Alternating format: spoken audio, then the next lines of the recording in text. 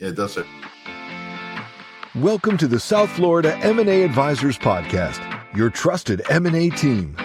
Here's your host, Russell Cohen. Hello, everyone, and welcome back to another episode of the South Florida M&A Advisors. Jeremy Wolf here alongside your host, Russell Cohen. Russell, always good to see you, my man. Yeah, Jeremy, it's great to see you too. It's been a while, so let's do it. Yes, yeah. So, I want to start this. I want to paint a nice, pretty picture for you to kind of outline the topic for today. So, I'm only 45, but let's fast forward. Let's say 20 years from now, right? Retirement age, 65, maybe a little later nowadays. I'm 65. I spent the last 35 years of my life building my empire, right? My business is my baby. I've talked about this before, but now it's time for me to sail off into the golden age of retirement, right? But what am I going to do with the business? Time to sell. We need an exit strategy, do we not, Russell? No doubt. All right. So there are basically four components to the exit strategy, right? Things you need to think about. First, right, we need the M&A advisor. We're going to need a good accountant involved. We're going to need an attorney, and we're going to need a wealth advisor, right? 4 prongs. So I want to get into that in this episode. I want to unpack each of those and give our listeners some tips and tricks around how they can structure this so that they can maximize the potential of this deal. So start with the M&A advisor. This is what you do. When it comes to selling a business, why is it so important to have a strong team starting with an M&A advisor and just not go at it alone? You know, you just built your business over 30, 40 years, and this is one of your largest assets outside of your home. Your business is not a liquid asset outside, so this is now the time to start preparing the business for sale. You just can't wake up one morning and say, hey, it's time to sell. You got to plan, especially these larger M&A deals. You really got to plan years in advance to get the business in preparation, and getting your deal team is vital. Obviously, if you want to start with the M&A advisor, basically a couple years out, so they can come in and like a person like myself would come in and point out the holes in the business, and so you can plug up those holes. Because when you're dealing with private equity groups, they are working off GAAP accounting, generally accepted accounting principles, and every business that I'm dealing with is not on GAAP. So there's going to be inconsistencies, and they're not expecting you to be on GAAP accounting, but your books and records better be as close as possible, as clean, and revenue recognition, all different types of accounting that you're not aware of.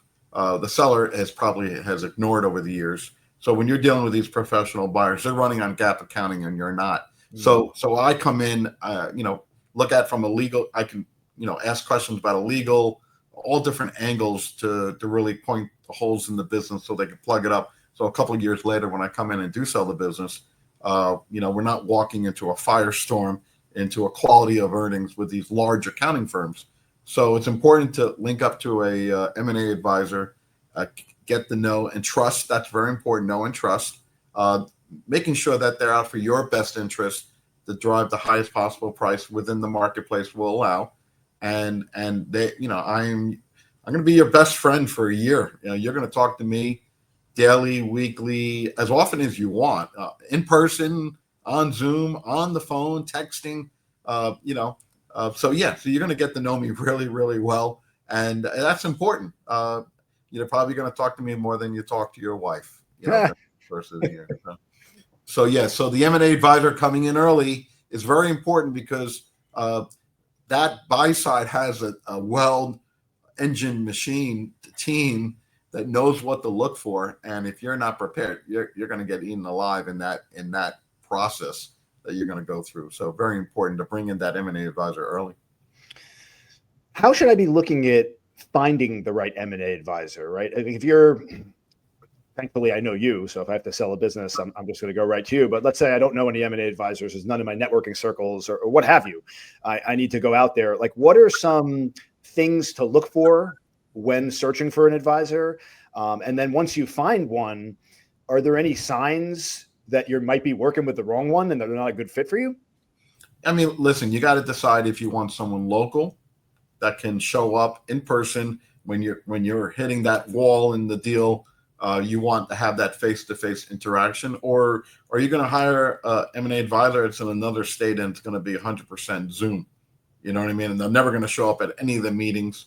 So that's your decision. Also, you might have a specialty type business, so you might want an advisor that has experience in the particular industry.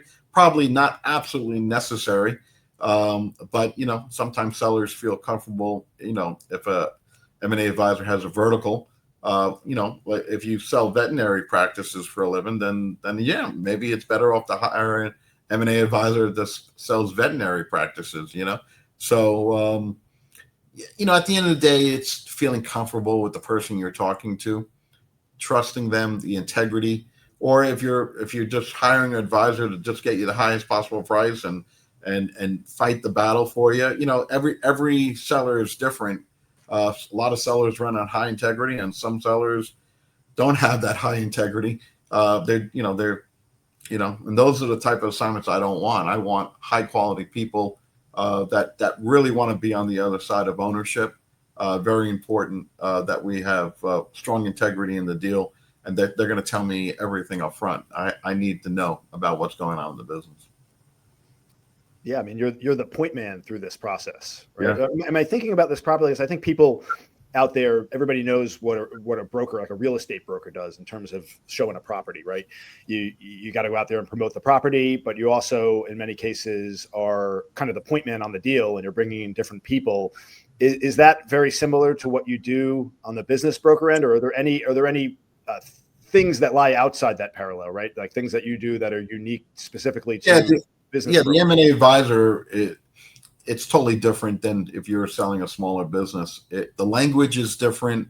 The process of finding a buyer, we have to make investments of $30,000 to $50,000 into subscriptions to find those private equity groups, strategic buyers, and it's very much the deal process, the structured transaction process of having these private equity groups bid against each other and try to drive the best possible price for the seller, and then getting into the deal. Like I said, high-powered attorneys, accounting firms that are doing the quality earnings. Every stone will be unturned, okay, and basically they're trying to cover their rear end because they could be sued. So we have a very anal accounting and a legal process, crazy nonstop diligence list that will really, a seller will go through one deal and say, one time is enough. Trust me, I will tell you, it is a very invasive process, okay? And it's not fun, but if you can get to the finish line, it's a very rewarding for the seller. Life-changing money, generational money sometimes. You could change generations for your family. And most important, after you do your transition, a couple years, you're free. You take the handcuffs off. As a bird. Yeah, exactly. You're going to go travel with your wife, go see the grandkids, not have to worry about, being handcuffed to the business 24/7, thinking about the business. That's the miracles that we're doing. We're giving your life back, and we're going to take that asset that you have that's on the balance sheet and make it liquid, so you can give it to the financial advisor to grow for you. All right. So most businesses that are at the stage where they're getting ready to sell, I would say all of them, right? They have a CPA, they have an accountant.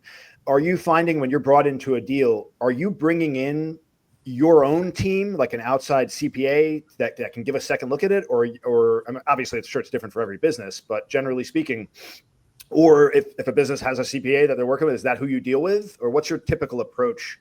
So the CPA, depending on the level of involvement with the seller, sometimes the CPAs decide not to be involved on a day-to-day basis in the transaction, and the reason why is they might be just preparing the tax return, they might be doing other services for the seller. So what we do is we bring in a fractional CFO, and this fractional CFO, which we're hoping to get on an interview in the future, we'll go through your QuickBooks, we'll go through your P&Ls, and get it private equity ready, as close to GAAP accounting as possible. And they will, a fractional CFO will tell you where the missing links in the financials that they're going to find in a quality earnings that could really make it a challenge. And most important, in these M&A transactions, in these deals, you're including working capital. So a CPA does not want to do the net working capital analysis. That's why we're bringing a fractional CFO to do that net working capital analysis. So early on, as we're bringing the business to market, not the market, but out there to the private equity groups, how much money that you typically need to leave behind when you get to the finish line. And that's an important number. If you don't understand the net working capital requirement, that could be a major stumbling block in getting to the closing table, because the net working capital will be in the LOI. It will be part of the quality earnings. It will be part of the agreement, the contract, and there will be a net working capital analysis done during the quality of earnings and at the end of the deal, and then a true up. So the fractional CFO will get that all put together so we could all understand it. And the goal of the fractional CFO is to, from an accounting standpoint, once we get into that quality of earnings, he or she is working with me to handle the high-powered accounting firm that's involved with this quality earnings, so we can answer questions. So the fractional CFO is right there with me, and we're teaming up together to get you through this quality of earnings, which is a very daunting task. That makes a lot of sense, because whoever is kind of in-house doing your books, right, they're seeing things through their lens. It makes sense to have kind of an outside party come by and take an objective look at the whole situation. Are there instances though where you have like smaller deals where they just have their in-house guy do it and it's not that complicated? I'd imagine there would be. If you have an in-house controller, and a lot of times the in-house controller knows about the sale because that's important. They can be involved. To get them involved, and if they're capable, then we'll work directly with them, and as long as they can do the networking capital analysis and they can support their work, and sometimes they do get critiques, so you got to be careful of what's involved in that. But it's very important. So every seller has a different scenario that comes into play, and we will adjust based on what the seller wants to do. And sometimes sellers don't want to spend the money on a fractional CFO. They want to keep it to their accountant or their controller. Yep, every deal is different, and that's every deal is different. Nothing is exactly the same. Yeah. What are some of the biggest or the most common financial mistakes that you see owners make before a sale? Are there things that owners do that jump out at you right now that say like this is a big no-no? Oh yeah, especially in construction. A lot of times sellers don't want to pay taxes. They're trying to avoid the tax bill. So a lot of companies will stop depositing checks in November and December and push them off the check and pay down all the expenses. And so it just throws off the numbers. I'm dealing with a company right now that's doing that, and the numbers look distorted. On a 3-year trail, it looks very distorted. And we're getting offers on it, but the same questions keep coming up all the time. So do not do that. That's why if you prepare for sale in advance, 3 or 4 years in advance, you can get off that, delay your sales until next year, because, like I said, it's hard for a buyer to get a real understanding of your numbers if you're playing that type of game. Yeah, no, I know something I talked to Dustin about on his podcast was in regards to businesses that are cash heavy and not reporting cash to avoid taxes, right? How that's detrimental to people don't think about that as they're going through the business. They're not looking at 10, 20 years down the road when they're selling, but all that adds up on the books and it devalues your company. Yeah, I mean, when smaller businesses, you see more of that. When we're dealing in M&A, you really can't throw the cash into the quality of earnings. They don't want to hear about it. Yeah. So that's a lot of at this level, everything's really legit. And when I did that large roofing deal a couple of years back, the seller got rebates from the contractors, from the suppliers. So if you're buying millions of dollars worth of supplies from a roofing supplier, they would give them rebates. And I was like, well, is that a legitimate add back? And in the quality of earnings, they did take back the supplier rebate, because going forward they were going to get the same rebate, but the private equity group is going to put it on the books, where the rebates sometimes never hit the books with the seller. So supplier rebates can be counted towards the quality of earnings for the final EBITDA. So there you go. There's a perfect example. But in smaller businesses, cash businesses, the owner plays around, no doubt. Yeah, so important to be super organized and document all this stuff. Like get in the habit from when, like speaking to all those out there that are actually just now starting a business or looking to start a business in the future. These are things that aren't necessarily on your radar when you're starting off, but it can get so difficult down the road to deal with some of these issues downstream. When if you just develop the habits when you start off of keeping everything organized and putting systems in place and taking the time. Get QuickBooks. Put money into your accounting. Make sure you have the beginning, right bookkeeping, right CPA, and obviously as businesses grow, sometimes you grow out of your accounting person, your CPA, and you need better, higher quality. There's different levels of accounting people. So sometimes you grow out of the person that you hired the first time, and you got to get to the next level. You don't want to get to the point where you need to hire a forensic accountant to clean up the mess. Yes, it's going to get really expensive. Oh, no doubt about it. But just be aware that if you're growing your company, don't be afraid to change. Don't be. People sometimes are afraid to change their CPAs. So I don't understand why. You get comfortable. You get caught in your ways. You get build relationships. You don't want to. One of the weird things about business owners can't change their CPA.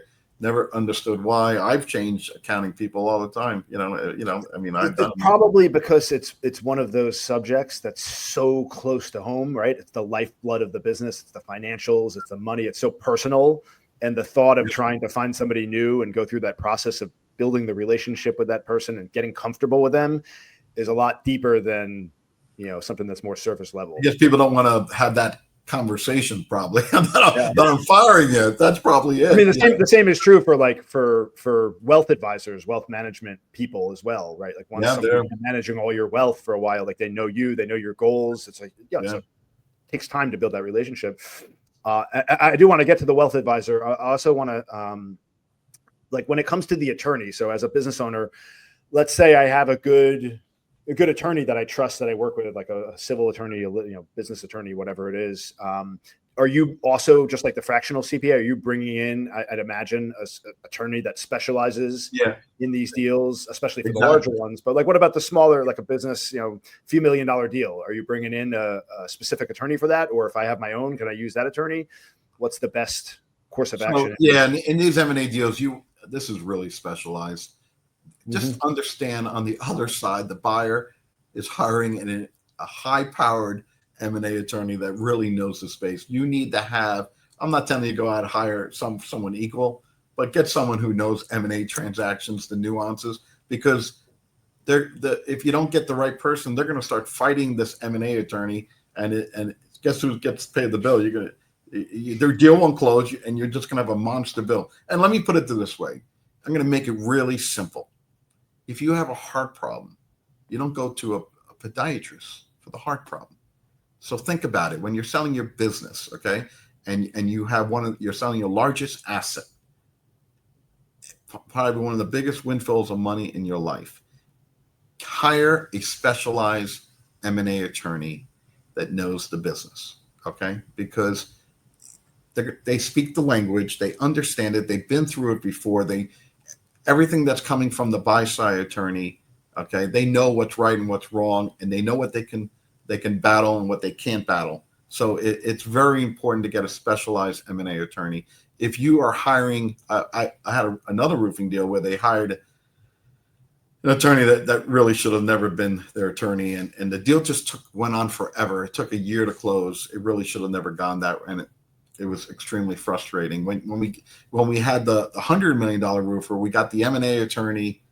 It went incredibly well. It went incredibly smooth, and because it was voluminous of information and contracts and disclosure statements, but yeah, it is so important to get the right, to get the right team that knows what they're doing.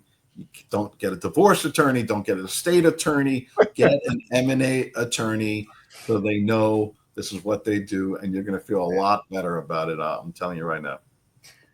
So this is why it's so important in my mind to have somebody like yourself right? The point man for this deal, somebody that I can go to, build a relationship with, and then I don't have to worry about all these external things. Right? You could tell me, hey, Jeremy, this is the guy you need to use the attorney. This is the fractional CPA we're going to bring in. These are great people. I've worked with them before. They have a great track record of success to give me the peace of mind, right? I don't, as a business owner, I don't need to be out there having conversations and interviewing specific attorneys, specific fractional CPA. That's what you're there for, right, man? Yeah. I mean, we are battle tested. We are in the trenches on these deals, and we know how to get it to the closing table. So just follow us, listen to us. You're paying us, so just I want to work for my commission. So a lot of sellers just want to do the deal. They just want to take over the deal. That's their they have control. So, but utilize your M&A advisor on every angle, and it doesn't say you have to take my advice, but I'll give you my advice. You make the decision. You've made millions of decisions over the course of a career. So get the right team together. That's very important to success. Now, if I've reached the point where I'm selling a business for millions of dollars, chances are I have a team, a wealth management team that I'm working with, or at least an financial advisor that's been with me for a while. When it comes to the wealth advisor component to an M&A deal, is that something? I would think that I'd be good with the person I have in that situation to try to, or are you also bringing in people to your team to look at things through a different lens to try to leverage the sale in some positive way that could be outside the scope of the person that I'm already working with? Yeah, I mean, listen, a lot of sellers have their financial advisors there, and they're very happy. If we get a situation where they're kind of open-minded, then I do have Morgan Stanley, Goldman Sachs, JP Morgan type people. All the top firms that would love to, strategize and tax plan. A lot of sellers are concerned about the tax consequences at the end of a sale because capital gains is 20%, and there's a couple of points for the Obama healthcare, there's an additional tax. So you could be running, 20, 23% on the sale of a business. So there's tax strategies where you can defer the capital gains. It's called a deferred sales trust. And I like bringing it up because sometimes sellers say, I can't close on the deal because my taxes are too high. Well, if I can get you all the money at the closing table and defer the tax, and you can invest all that down payment money into an investment vehicle, then, it could be worthwhile for you. So having tax strategies is important. So we have people that I refer that handle the deferred sales trust, it's called. But if you don't want to do that, we can make references to many different financial advisors that would love to earn your business. And obviously it's a large sum of money. So, make sure, especially in what's going on in the world today, I think, unfortunately, things are evolving very, 100-year cycle coming to a close. We have a lot of unusual things happening you got gold prices at all-time high, silver prices all-time high, and you got the stock market all-time high. So you got a lot of things that are, bubbles. You got a real estate market that's bubbles. So you got a lot of de-dollarization going on in the world right now. So you better be aware that, what was going on in the past 50 to 70 years, that was the norm, is now changing. I know this is kind of getting off track, but this will probably age really well. So I'm not 100% certain I would want my money sitting in U.S. bonds or the stock market right now. So you gotta, diversify, baby. Diversify. And I'll bring something up. I think Morgan Stanley just changed the 60-40 portfolio from 60% stocks, 40% bonds to 60-20-20, which is now 20% gold. So that's a major shift because every financial advisor is saying 60-40. It is now 60-20-20. And I think that's a major red flag that's going on right now, in my opinion, that we are heading into major headwinds as a country. Hate to say it. I'm just telling you what I think and what I know, what I've studied. So I think a lot of business owners have to think alternative differently compared to what they've been thinking all their life right now. So that's why you have to have open-minded on who's your financial advisor, because you don't want to be the exit liquidity of someone else's sale. Yeah, all good stuff. So you're raising awareness. You're making me. You're shining a light on some of these topics for me, and I appreciate the insights. Now I could leave this podcast and go diversify my portfolio even further. Thank you, Russell. Yeah. Yeah, no problem. I won't even send you a bill. You know? Mm-hmm. What did we miss here? So we got the M&A advisor. We have the CPA, the attorney, wealth advisor. Are there any other components, any other outside parties to the team, to the deal? Any other final thoughts that you want to add? A lot of times, business owners have business coaches along the way. That makes sense. Right? I mean, you got to this level maybe because you're a smart business person, but maybe there was a coach involved, and that coach has been with you every step of the way to help you grow. So have the coach involved with the team, just another smart person. Usually these coaches have been very successful business owners and gray hair and been doing it for 35, 40 years in their 60s and 70s. They say wisdom doesn't begin until you're 35, and you're not an expert until you have about like 35,000 hours in a career. So surround yourself with people that have a lot of hours, and I think you'll get the right advice. Yeah, the gray is the gray coming through or signs of wisdom. I noticed that over the time frame we've been doing this podcast is the gray coming in. Yeah, for me, the wisdom lies in the fact that the older I get, the more I realize how little I know about everything, right? Like I know what I know and I don't know what I don't know. And I'm very humble when it comes to that. And many times, a lot of the things that I think I know, I'm actually wrong on. So I'm like really, really open-minded. I'm always interested to hear others' perspectives, because who knows, I could be wrong. That's right. Yeah. There's well, my daily dose of wisdom. Can't know it all, but you pick a few topics where you want to know a lot. Just get really good at that. Yeah. Yeah. I know that. All right, cool. Let's leave it at that. This was really insightful. Everyone, thanks so much for tuning in. If you found this content useful, please don't forget to like, subscribe. If you've had your own foray into the sale of a business, let us know some insights in the comments. Was there anything that we missed, anything that you'd like us to address? Let us know about it, and we will pick it up on the next episode. Again, everyone, thanks for tuning in, and we will catch you all next time in the next episode of the South Florida M&A Advisors podcast. Take care. Have a great day. Thank you. All right. Thanks for listening to the South Florida M&A Advisors podcast.